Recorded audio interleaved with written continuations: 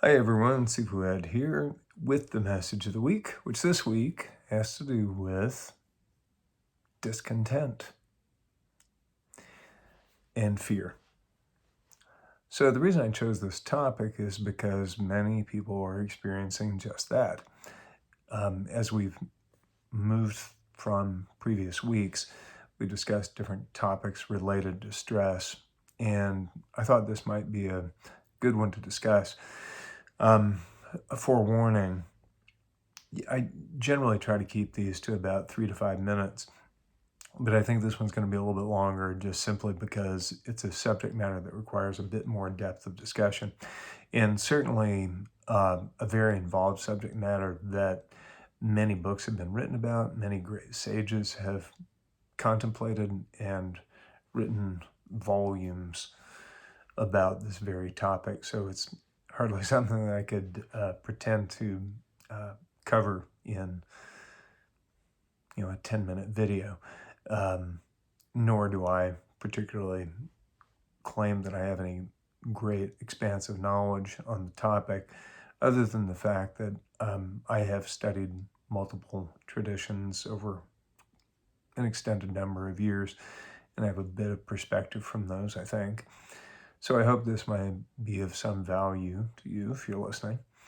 So if you feel that you experience what I just discussed, a sense of dis-ease, of just not feeling complete, like there's something missing, like there's always something that you want to get more, or you're afraid of losing what you have, afraid of not attaining what it is that you want.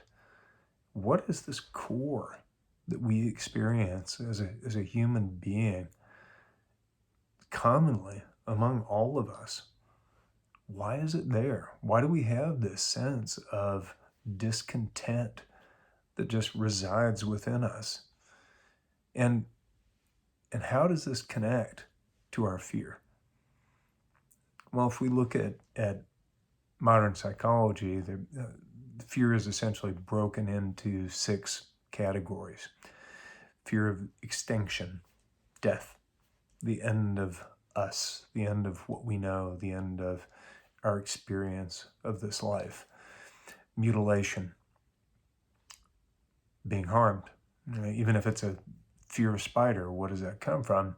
That little thing is going to bite us, going to hurt us in some way and cause pain. Loss of autonomy.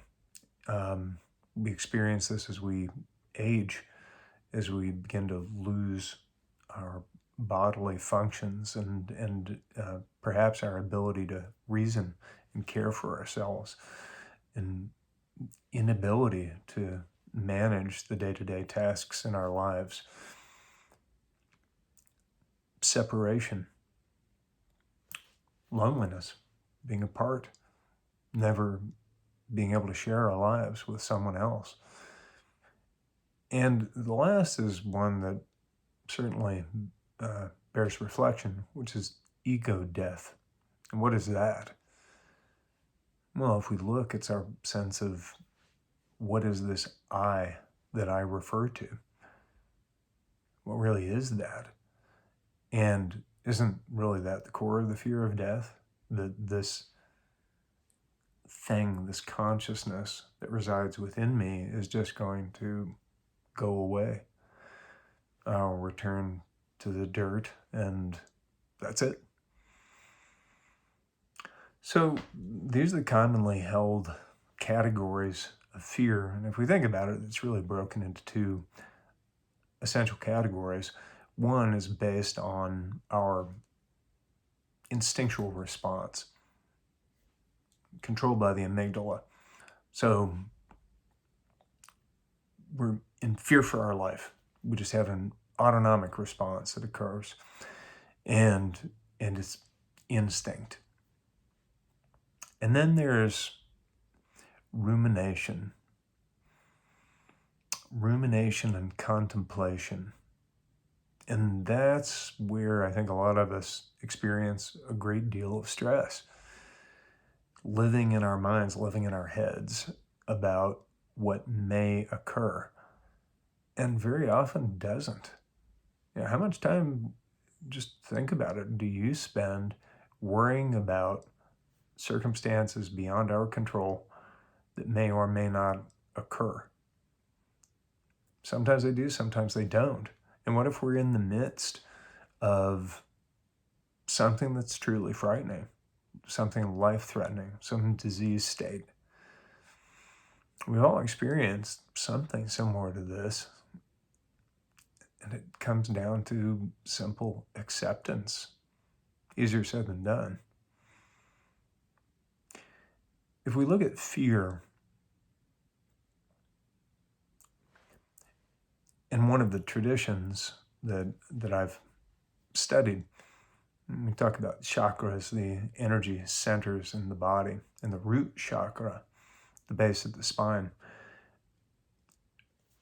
One of the core components to breaking through a barrier in the first chakra, the survival chakra, has to do with fear, allowing fear to be with us and embracing fear.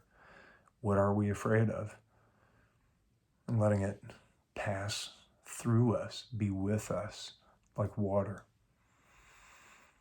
There's a remake of Dune coming out, the classic science fiction novel by Frank Herbert. And in Dune, I read this when I was, probably 20 or something like that. But something really impressed me, even at that time.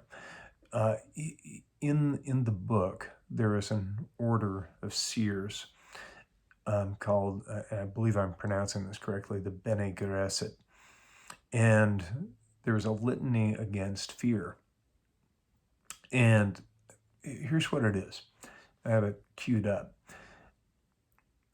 I must not fear. Fear is the mind killer. Fear is the little death that brings total obliteration. I will face my fear. I will permit it to pass over me and through me. And when it has gone past, I will turn an inner eye to see the truth, to see its path. Where the fear has gone, there will be nothing. Only I will remain. So I messed up one or two of the words, but you get the core of the meaning. And I always thought that was very powerful because it really has to do with the acceptance and acknowledgement of this is just a simple emotion that we all experience. And then the core component becomes, how do we pass beyond that? And we experience fear, but is it a self-imposed fear?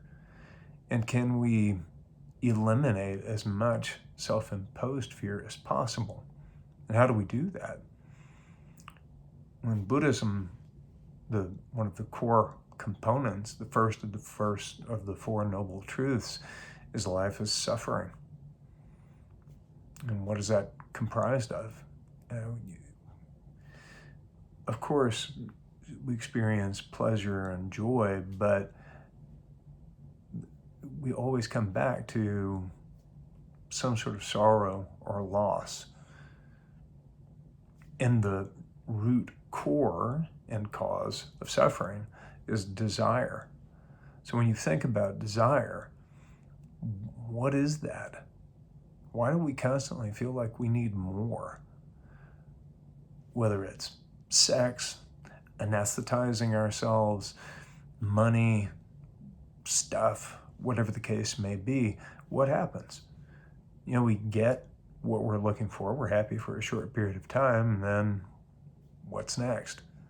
Well, more. I must need more. That's going to fix it. But the question is, does it ever? I think we all know, in truth, no. Now, of course, there's a certain base element to being able to survive and having a basic means of sustenance, of course, that creates a sense of well-being. But when it comes to the excess, this is where we discuss states of transcendence and the contemplative traditions and how they can aid in our process of finding that sense of unity, of oneness. So I have something to read to you. This is from the founders of the Research Center at UCLA's Mindful Awareness Research Center. Diana Winston and Sue Smalley wrote a book called Fully Present. Wonderful book, by the way. I highly recommend picking it up. This is an excerpt from that. A shared feature of these various states of bliss is a sense of self-transcendence, arising above the traditional day-to-day, self-centered view of the world. One way to think of this state of self-transcendence is to consider it at one end of a continuum of how we relate to the universe at large, ranging from a self-centered, independent perspective at one extreme to a self-transcendent, interdependent perspective at the other. So these states of transcendence are absolutely real, and I know that many of us have actually experienced them. I know that I personally have numerous times and several times at length, and they're truly remarkable. They're a glimpse into the true core of unity. And there's this illusion, this individual consciousness, this thing that I consider me, is somehow isolated from everything else that surrounds me and the consciousness that surrounds me, the universal consciousness. And this is the grand illusion. Now, here's something that resonated with me that's from a completely different source. This is from the New Testament, 1 John 4:12. No one has ever seen God, but if we love each other, God lives in us, and his love is brought to full expression. 1 John 4:16. We know how much God loves us, and we have put our trust in his love. God is love, and all who live in love live in God, and God lives in them. And finally, 1 John 4:18. Such love has no fear, because perfect love expels all fear. This again alludes to this principle of perfect unity. And what I believe is that we can learn from all of these valuable traditions, perspectives, philosophies, and we can gain glimpses of the truth. I'll leave you with this.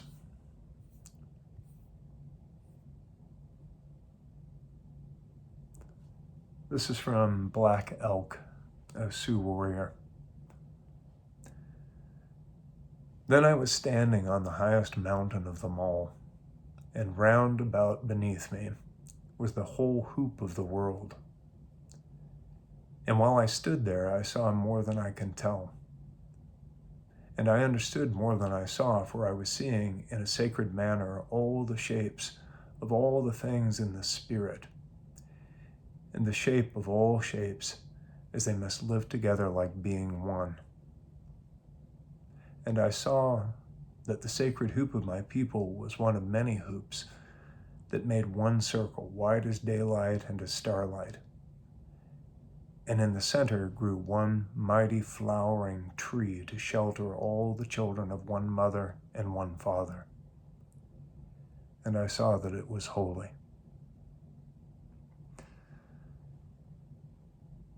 So I hope that may provide some insight. This stuff takes a lot of work.